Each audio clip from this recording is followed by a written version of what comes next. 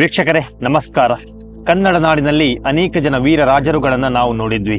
ಆದರೆ ಈ ಮಣ್ಣಿನ ನೆಲದ ಮೇಲೆ ಸೂರ್ಯಚಂದ್ರ ಇರುವವರೆಗೆ ತಮ್ಮ ಹೆಸರು ನೆನಪಿನಲ್ಲಿ ಇರುವಂತೆ ಮಾಡಿದಂಥ, ಕರ್ನಾಟಕದಲ್ಲಿ ತನ್ನ ಸಾಮ್ರಾಜ್ಯವನ್ನ ಸ್ಥಾಪಿಸಿ ತನ್ನ ರಾಜ್ಯದಲ್ಲಿಯೇ ಇದ್ದು ಅಫ್ಘಾನ್ ಸುಲ್ತಾನರನ್ನ ನಡುಗಿಸಿದಂಥ ಧೀರ, ಇಡೀ ಭಾರತವನ್ನೇ ತನ್ನ ಆಧಿಪತ್ಯಕ್ಕೆ ವಹಿಸಿಕೊಂಡು ಆಳ್ವಿಕೆ ಮಾಡಬೇಕೆಂದು ಅಂದುಕೊಂಡಿದ್ದಂಥ ಉತ್ತರ ಭಾರತದ ಉತ್ತರ ಪ್ರತೇಶ್ವರನಾದ ಹರ್ಷವರ್ಧನನನ್ನ 21 ದಿನಗಳ ಕಾಲ ಘೋರವಾದ ಯುದ್ಧವನ್ನ ಮಾಡಿ ಹರ್ಷವರ್ಧನನನ್ನು ಸೋಲಿಸಿ, ಇನ್ನು ನಾನು ದಕ್ಷಿಣ ಭಾರತಕ್ಕೆ ಮುಖ ಮಾಡಿ ನೋಡಲ್ಲ ಎನ್ನುವಂಥ ಮಟ್ಟಿಗೆ ಹೋರಾಡಿದಂಥ ಕನ್ನಡದ ವೀರ ದಕ್ಷಿಣ ಪ್ರತೇಶ್ವರ ಪರಮೇಶ್ವರ ಇಮ್ಮಡಿ ಪುಲಿಕೇಶಿ.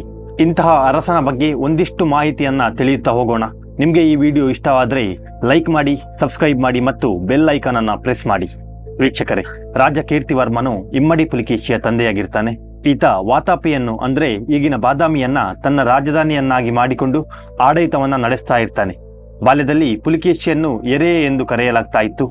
ಕೀರ್ತಿವರ್ಮನ ಮರಣದ ನಂತರ ಇಮ್ಮಡಿ ಪುಲಿಕೇಶಿಯ ಚಿಕ್ಕಪ್ಪ ಅಂದ್ರೆ ಕೀರ್ತಿವರ್ಮನ ತಮ್ಮ ಮಂಗಳೇಶನು ಆಡಳಿತಕ್ಕೆ ಬರ್ತಾನೆ. ಯಾಕಂತ ಹೇಳಿದ್ರೆ ಎರೆಯನು ಇನ್ನೂ ಕೂಡ ಚಿಕ್ಕ ವಯಸ್ಸಿನವನಾಗಿರ್ತಾನೆ ಹಾಗೂ ರಾಜ್ಯವನ್ನು ಆಳುವಂತಹ ಒಂದು ತಾಕತ್ತು ಅವನಲ್ಲಿ ಇರಲ್ಲ ಎಂಬ ಒಂದು ಕಾರಣದಿಂದಾಗಿ ಮಂಗಳೇಶನು ರಾಜ್ಯದ ಚುಕ್ಕಾಣಿಯನ್ನ ಹಿಡಿತಾನೆ. ಮತ್ತೊಂದು ಕಡೆಯಲ್ಲಿ ಎರೆಯನಾದಂತಹ ಇಮ್ಮಡಿ ಪುಲಿಕೇಶಿಯು ಅಜ್ಜಿಯ ಆಶ್ರಯದಲ್ಲಿ ಕತ್ತಿ ವರಸೆ, ಕುದುರೆಯನ್ನ ಯಾವ ರೀತಿ ಪಣಗಿಸುವುದು ಇಂತಹ ಒಂದು ಕಲೆಯನ್ನ ಕಲಿತಾ ಇರ್ತಾನೆ. ಆದ್ರೆ ಮಂಗಳೇಶನು ತನ್ನ ಪುತ್ರ ವ್ಯಾಮೋಹದಿಂದಾಗಿ ಎರೆಯನನ್ನ ತನ್ನ ರಾಜ್ಯಕ್ಕೆ ರಾಜದನ್ನಾಗಿ ಮಾಡುವುದನ್ನ ಬಿಟ್ಟು ತನ್ನ ಮಗನನ್ನೇ ರಾಜನನ್ನಾಗಿ ಮಾಡಿಬಿಡ್ತಾನೆ. ಇದರಿಂದಾಗಿ ಮಂಗಳೇಶನು ತನ್ನ ಮಗನಿಗೆ ಯಾವುದಾದ್ರೂ ತೊಂದರೆಯಾಗಬಹುದು ಎಂದುಕೊಂಡು ಎರೆಯನನ್ನ ಕೊಲ್ಲಿಕ್ಕೆ ಮುಂದಾಗ್ತಾನೆ.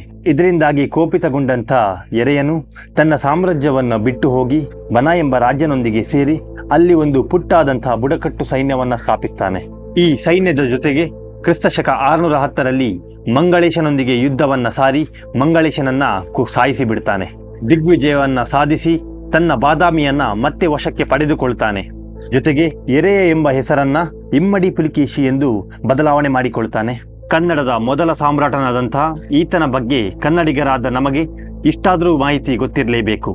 ಮಹಾರಾಜ ಇಮ್ಮಡಿ ಪುಲಿಕೇಶಿಯು ಚಾಳುಕ್ಯ ವಂಶದ ಪ್ರಖ್ಯಾತ ರಾಜ.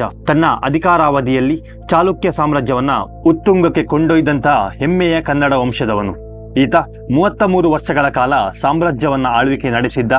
ಇಮ್ಮಡಿ ಪುಲಿಕೇಶಿಯು ಕದಂಬರನ್ನು, ಗಂಗರನ್ನು, ಆಳುಪರನ್ನು ಹಾಗೂ ಶಾಶ್ವತವಾಗಿ ವೈರಿಗಳಾದಂಥ ಪಲ್ಲವರನ್ನು ಕೂಡ ಹಿಮ್ಮೆಟ್ಟಿ ತನ್ನ ಸಾಮ್ರಾಜ್ಯವನ್ನ ವಿಸ್ತರಿಸಿದಂಥ ಮಹಾನ್ ವ್ಯಕ್ತಿ. ಇಮ್ಮಡಿ ಪುಲಿಕೇಶಿಯ ಕಾರ್ಯತಂತ್ರ, ಆಡಳಿತ ಹೆಂಗಿತ್ತಂದ್ರೆ ಈತನ 33 ವರ್ಷದ ದಂಡಯಾತ್ರೆಯಲ್ಲಿ ಕನೌಜ್ನ ಹರ್ಷವರ್ಧನನ ಮೇಲೆ ಮಾಡಿದಂಥ ಯುದ್ಧ ಅತ್ಯಂತ ಪ್ರಮುಖ ಎನಿಸಬಹುದು.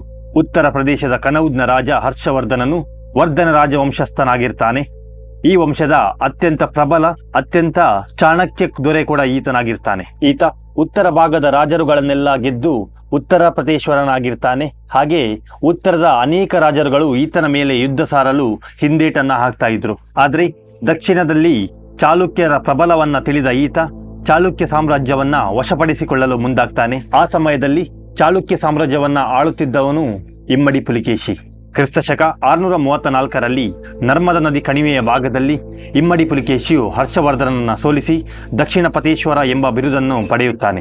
ಇದನ್ನೆಲ್ಲ ಕಣ್ಣಾರೆ ನೋಡಿದಂತಹ ಚೀನಿ ಯಾತ್ರಿಕ ಹುಯ್ಯನ್ ಸ್ಟ್ಯಾಂಗ್ನು ಇಮ್ಮಡಿ ಪುಲಿಕೇಶಿಯ ಶೌರ್ಯ, ಈತನ ಕಾರ್ಯತಂತ್ರಗಳನ್ನೆಲ್ಲ ತನ್ನ ಸಿಯುಕಿ ಗ್ರಂಥದಲ್ಲಿ ಪುಲಿಕೇಶಿಯ ಅನೇಕ ವಿಷಯಗಳನ್ನ ದಾಖಲಿಸಿದ್ದಾನೆ.